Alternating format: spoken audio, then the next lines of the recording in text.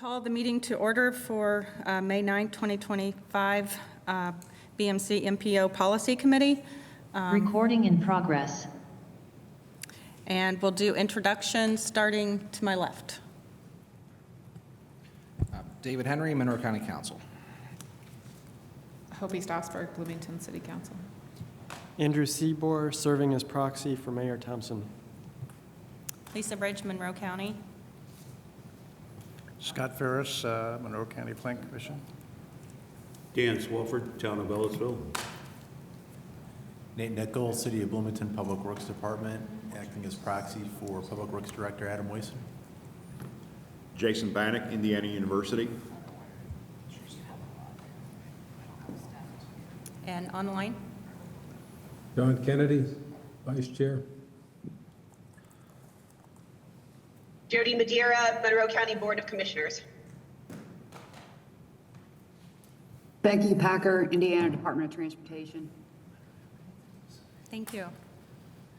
Moving to the next item, approval of meeting agenda.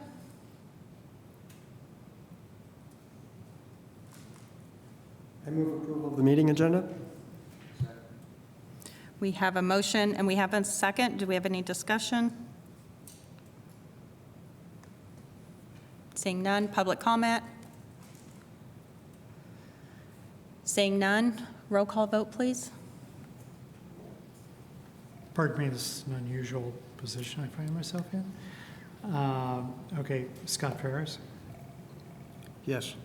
Jason Bannock, Yes. David Henry, Yes. Doug Horn's not here, John Kennedy, Yes. okay, Jody Madeira, Yes. okay, Lisa Rich, Yes. Hopi Stossberg, please. Yes. Okay, Dan Swafford, Yes. and Nate Nickel, Yes. and Andrew Seabour. Yeah. Yes. Motion passes. Thank you. And we have Doug. I drew a blank. And Doug has arrived.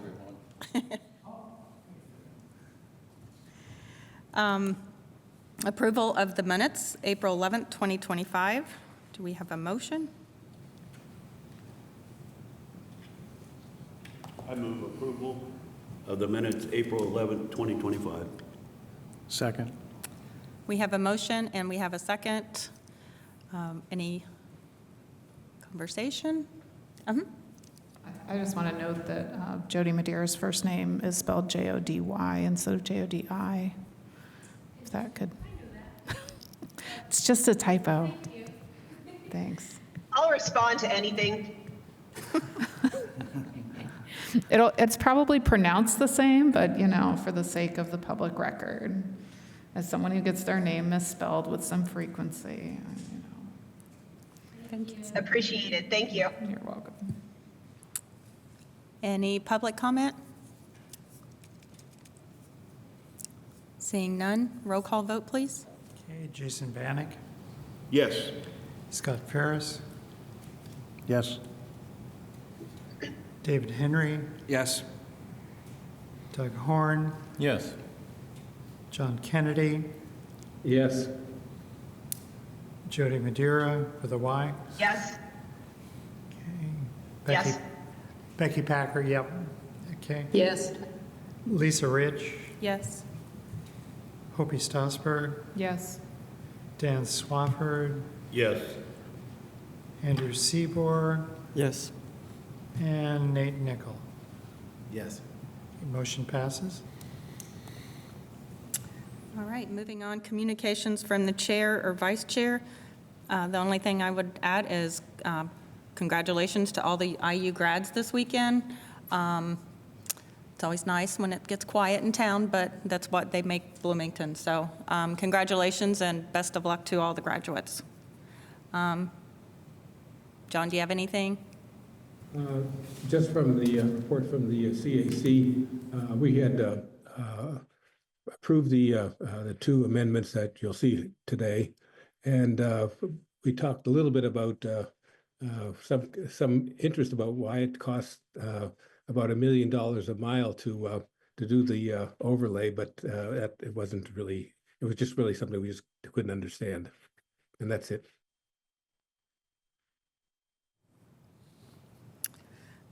Moving on, reports from the MPO staff. Item A, recent tip trades. Okay, I just wanted to share a few trades that have occurred with MPO funding recently. In the 2026 to 2030 tip, these have been noted. So new updates here. Of course, you all know on the fiscal constraint table, there's this line item for funding trades, and in 2027, you'll see that is the one where we are returning what we borrowed from the Indy MPO in 2024 for First Street, and that trade has been on the books for a while now. The newer ones include some of the funds slated for Second Street projects this year weren't able to be used, so the trade was organized with MACOG, which is the Michiana Area Council on Governments. This trade gives about $540,000 of fiscal year 2025 funds to MACOG, and in exchange, they will give us the same amount back in fiscal year 2029. And then additionally, a trade was initiated with CAMPO, which is the Columbus Area MPO.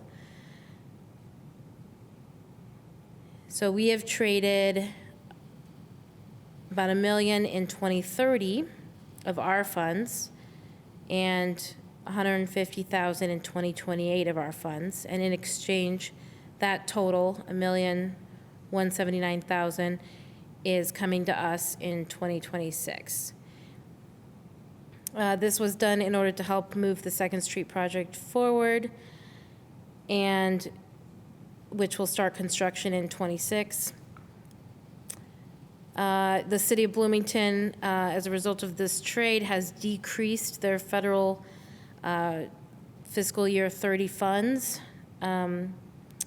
for the College and Walnut project because of the amount we're giving to Campo in 2030.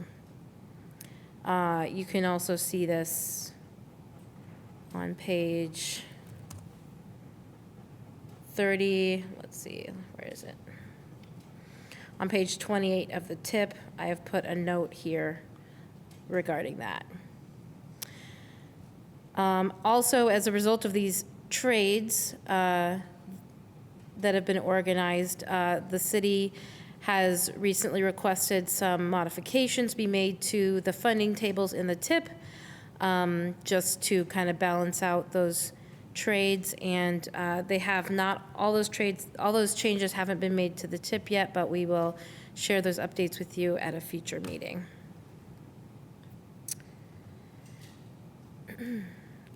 I also wanted to share that one of the projects, the NDOT projects in 26 to 30 tip, calls for hot mixed asphalt overlay and minor structural changes on SR 446 between East Morris Pike and SR 46. So you can see that here on the map. That's this project. And then here is the table for this project in the tip. So in April of this year, NDOT, we just wanted to share that NDOT organized a preliminary fact-finding meeting with the City of Bloomington and Monroe County to discuss this project. For this project, NDOT's planning to mill and overlay the existing pavement and possibly some other design changes. They were aware that the county was gifted a 400-acre park that will go in here at the southwest corner of Morse Pike and 446. And so they wanted to chat with us, the city and county, about their preliminary design plans. So it was a great meeting, and we appreciate INDOT and their consultants organizing this opportunity for conversation.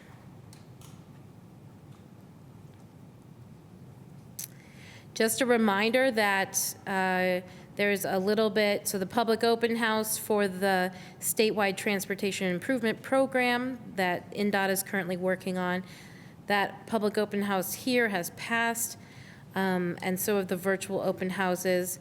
However, there is still a map survey that you can go on and fill out and insert your comments. There's also a regular public comment form as well. And that, they're accepting comments through May 16th.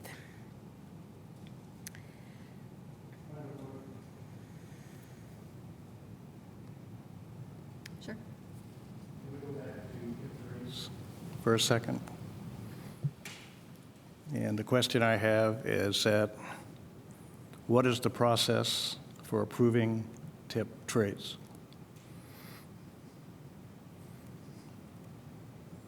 Go for it, Pat.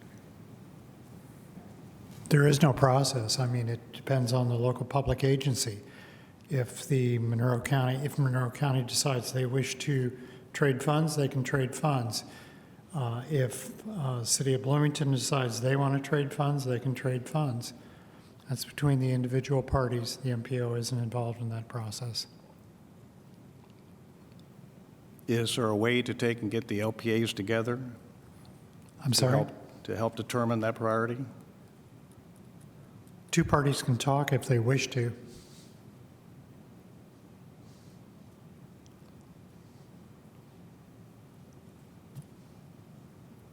Okay. There is no process. We do not get involved. That's a local public agency decision.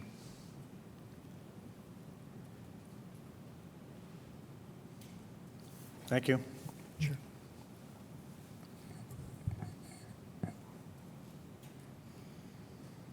Moving on, I just wanted to share some updates on, some recent updates on the current projects receiving federal funding. So these updates were given by the engineers at the TAC meeting last month. North Dunn's multi-use path, they're waiting for INDOT approval to officially start the design. However, the city went ahead and hosted a public meeting a few weeks ago to get the design conversation started. The Crosswalks Phase 2 project has been awarded a contractor and will start construction soon. The Beeline Connector project here, they're working on finishing up environmental testing that's required near the railroad in order for the last piece of the trail to be built. The portion of the trail along West 17th has been finished constructed for a while, but it is going through last punch list steps before it can be officially closed out. And then Neil also wanted to share with everyone that although it's not an MPO project, there is a project happening at Winslow, Rogers, and High Street here, near the roundabout. It's using a federal state grant that was awarded to the city, separate from MPO money. But they will be doing a paving project from Allendale to the west, on the west side, to the stair roundabout on the east side. And he wanted to let everyone know that the roundabout at Winslow, Rogers, and High will be closed for 45 days in the summer. They're not sure yet when precisely. A detour will be posted, but it is a long detour because it's a challenging area. So that is just a general FYI. Monroe County's federally assisted project, Vernal Pike Connector project over here.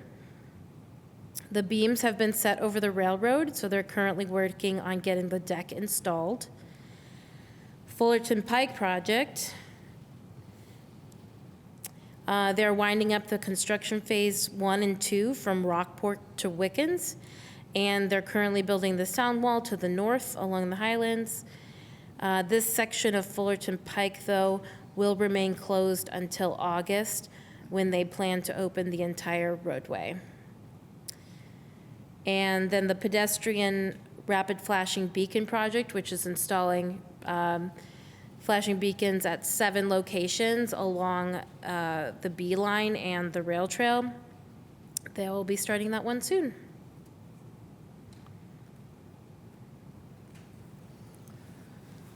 All right, any questions? Comments?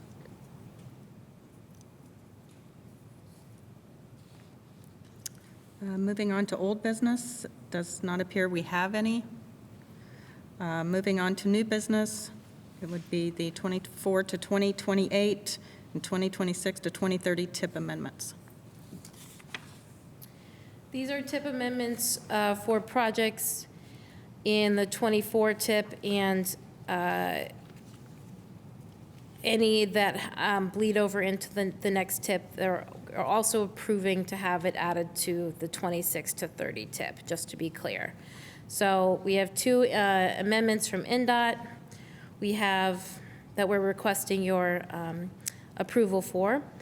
The first is a change to an existing project, the SR 45 project from the bypass to North Russell Road. Their request, you can see on the current proposed here, is to shift funding into fiscal year 26. There's also been a general increase in the total cost of the project from $850,000 to $1.5 million. The reason for the change is that previously the engineer's report was completed using 100% state funds. NDOT needs to utilize federal funding from here on out for the PE phase. So in order to cut a purchase order for preliminary and final design, they needed to update the PE costs in fiscal year 26.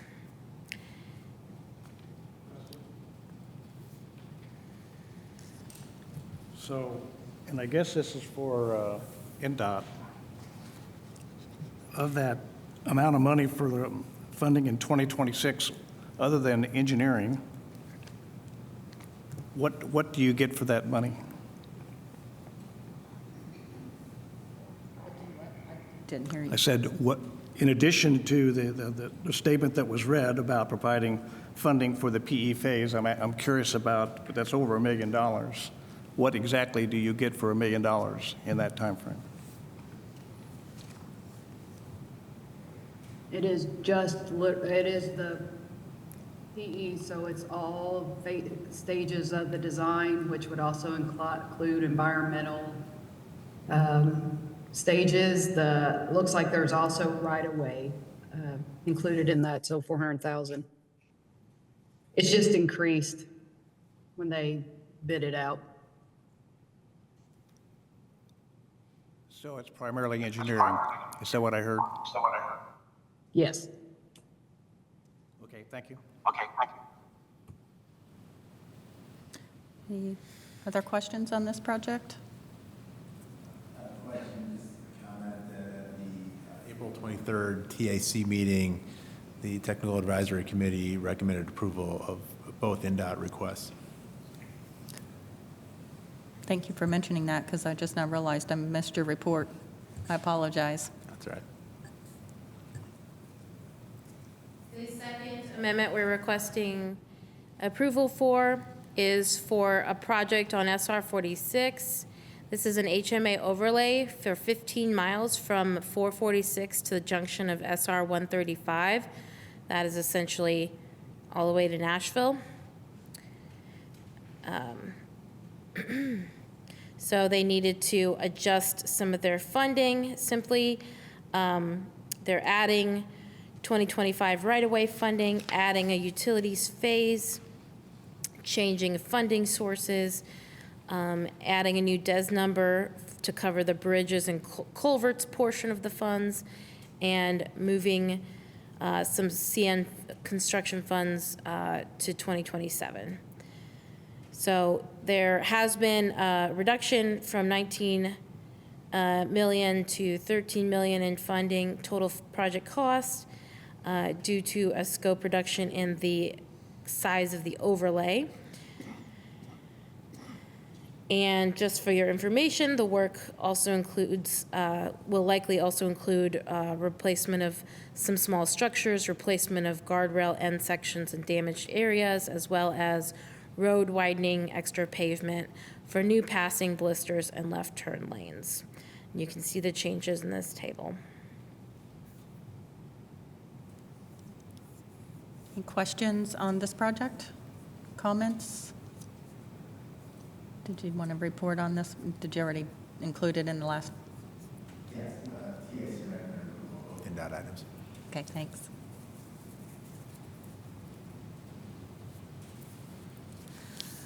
Okay. Do we have a motion?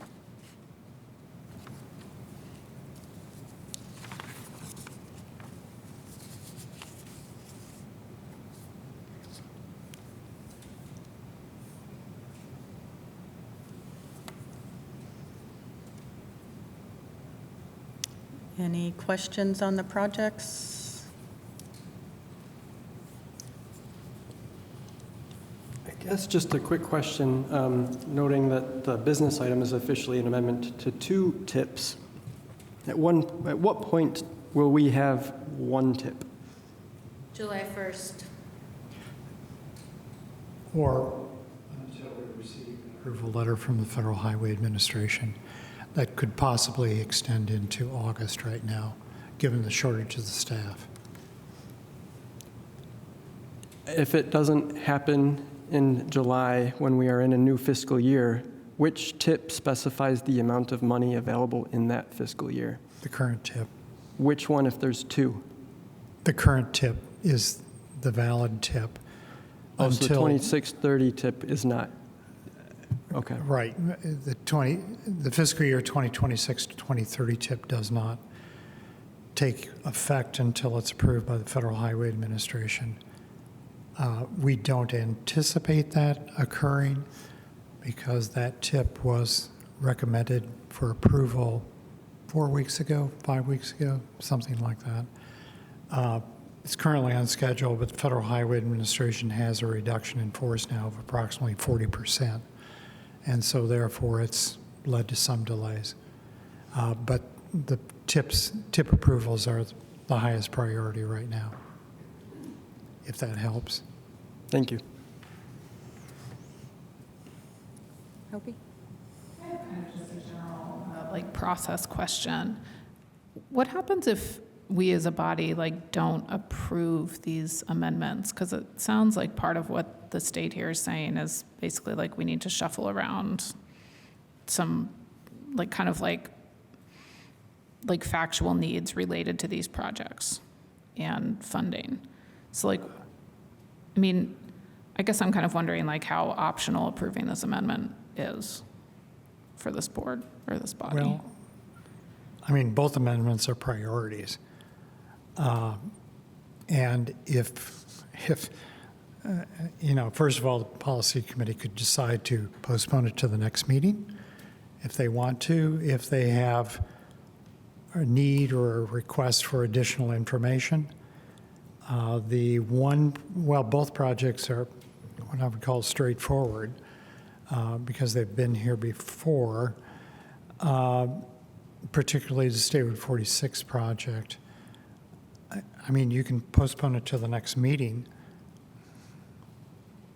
That's the option. So it's not really it's kind of this amendment needs to happen. It's not we can really choose whether or not this amendment happens. We kind of have to.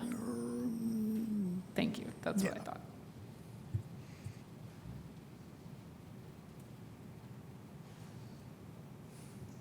Any more questions, comments? Motion?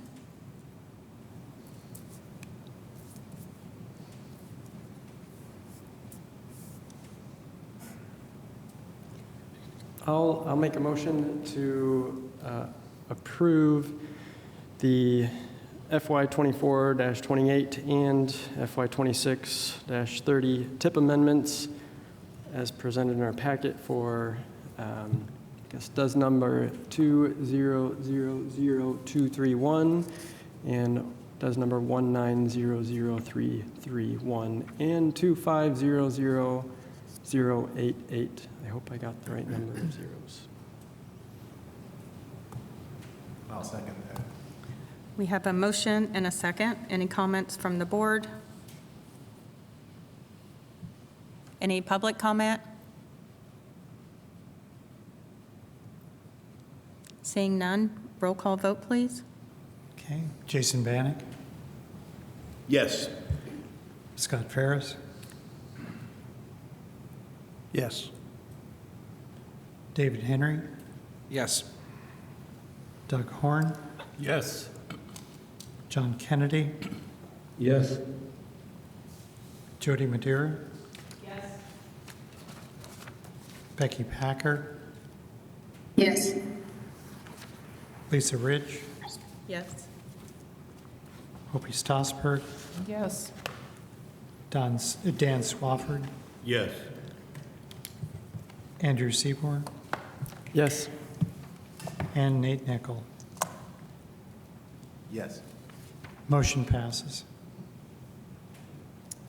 All right, moving on to public comment on matters not included on the agenda.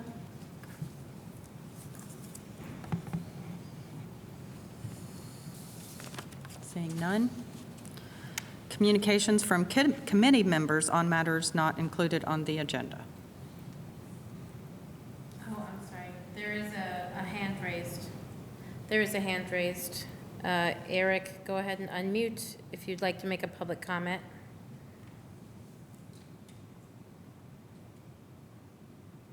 Good afternoon. Yes, thank you. I have a written public comment here. Make sure this is here. So thank you for letting me offer this comment as a member of the public. Low attendance at MPO meetings by members of the public was mentioned at a prior meeting. One way that could possibly help is to publish a single-click meeting link that conveniently contains the meeting password. Currently, if a member of the public wishes to attend online, they copy paste or click on the meeting link, the URL, and then they're prompted to enter the meeting password. This would be a single step, and it would not be necessary to manually transcribe the meeting password if the meeting link were published so as to include the meeting password. Doing so increases accessibility and ensures the meeting is just as, if not more, secure as it is presently. The meeting settings should also, or could also, and I would recommend they be so, updated to allow attendees to record, which facilitates attendees to independently render accessible transcription and notes. The meeting link for MPO meetings, and I think all meetings, appears to not change. It appears to be just a static meeting link.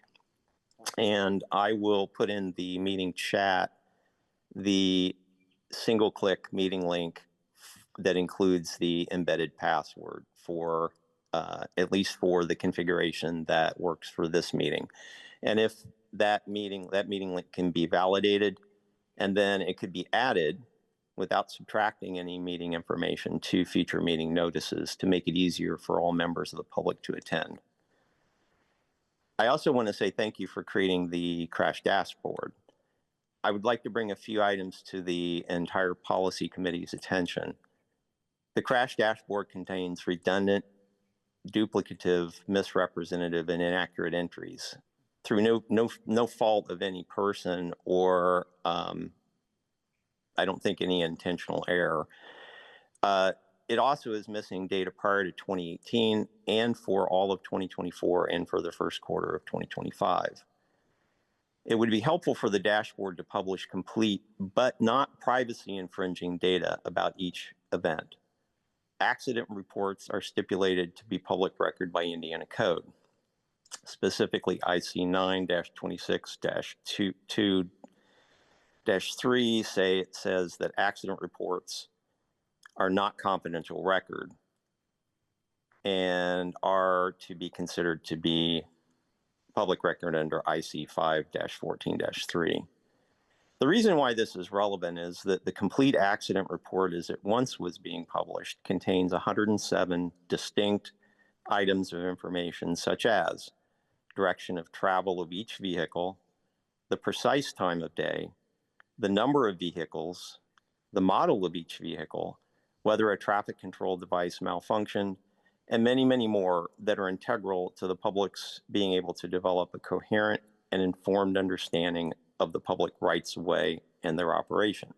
So I'd be happy to provide more detailed information regarding this matter and even help facilitate the publication of the complete accident report if the committee would like.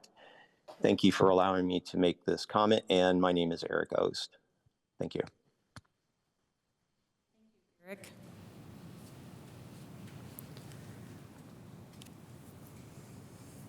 Okay. Upcoming meetings, the Technical Advisory Committee meeting will be May 28th at 10 a.m. Citizens Advisory Committee, May 28th at 5:30 p.m. and the Policy Committee, June 13th at 1:30. All the meetings are hybrid also. I move for adjournment.